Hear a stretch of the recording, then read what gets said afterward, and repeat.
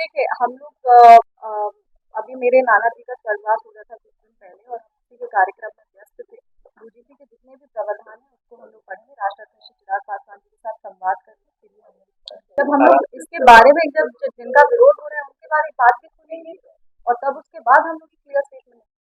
देखिए, लगातार बीते हुए वक्त के साथ यूजीसी मामला जो है वो उछाल खाता जा रहा है। ऐसे में आज शांभवी चौधरी से जब इस पूरे मामले को लेकर सवाल किया गया तो शांभवी चौधरी का जो जवाब था वो कुछ ऐसा था कि बचपन में जब बच्चे स्कूल जाते थे तो स्कूल में होमवर्क न बनाने का अलग अलग बहाने सुनाते थे। हम पूरा बात आपको समझाएंगे, लेकिन पहले उनके बयान सुन लीजिए। देखिए हम लोग अपने राष्ट्रीय अध्यक्ष चिराग पासवान जी के निर्देश अनुसार हर हफ्ते प्रयास कर रहे हैं कि पार्टी के जितने भी मंत्री सांसदगण हैं सब लोग मिलकर पार्टी ऑफिस में टाइम देके जनता दरबार लगाएं ताकि जो भी जनता की समस्या है छोटी बड़ी किसी केस से रिलेटेड हो, जमीन से रिलेटेड हो, कोई पॉलिसी इम्प्लीमेंटेशन से रिलेटेड हो, कोई भी समस्या हो उसको हम लोग अच्छी तरीके से एड्रेस कर सकें।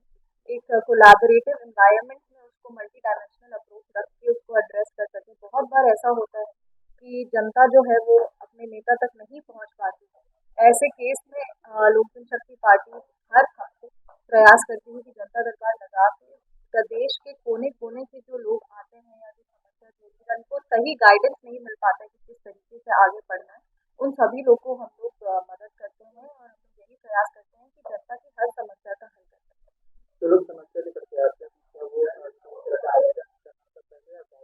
नहीं, डायरेक्ट अप्रोच है, इसमें कोई आवेदन नहीं है, कुछ नहीं है। हम लोग के पास पूरी टीम यहाँ पे खुद ही बैठी हुई है।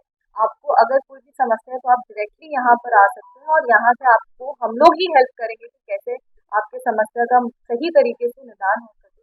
ये हम लोग का प्रयास रहता है। बहुत सारी चीज टेक्नोलॉजी के हिसाब से तुरंत तुरंत हो सकती है, पर बहुत सारे लोग टेक्नोलॉजी फ्रेंडली अभी भी नहीं है, जो ग्रामीण बैकग्राउंड के हैं या जो अभी भी बहुत अवेयर नहीं है अलग अलग मोड से अलग अलग तरीके से कम्युनिकेट कैसे बेटर करना है, जो लोग अवेयर नहीं है उन लोग सबको हम लोग मदद करते हैं।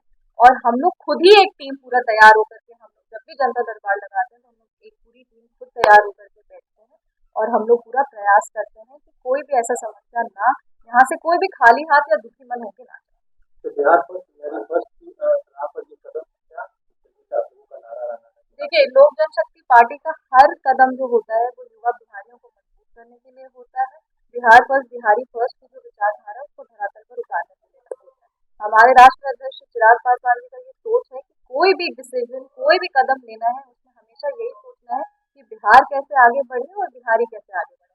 तो डेफिनेटली ये हम लोग की विचारधारा को और मजबूत करने के लिए सवाल है कि छात्रा के साथ जो घटना हुई अब तक जांच अब तक क्लियर नहीं हो पाया है कि इसमें कौन कौन लोग इन्वॉल्व हैं, क्योंकि विपक्ष के कई लोगों का आरोप है, इसमें बड़े बड़े लोगों का हाथ है, मंत्री बेटे भी इसमें इन्वॉल्व है।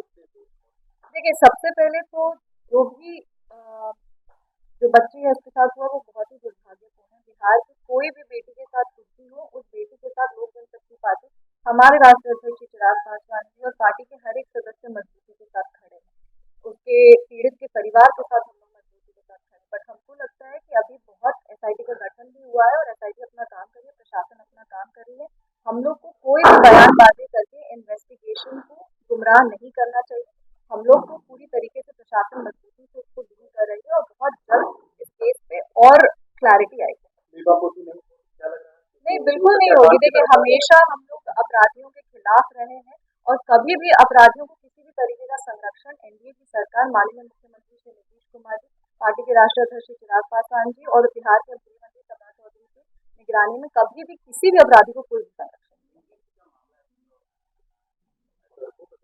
नहीं। देखिए हम लोग अभी मेरे नाना जी का स्वर्गवास हो रहा था कुछ दिन पहले और हम उसी के कार्यक्रम में व्यस्त थे।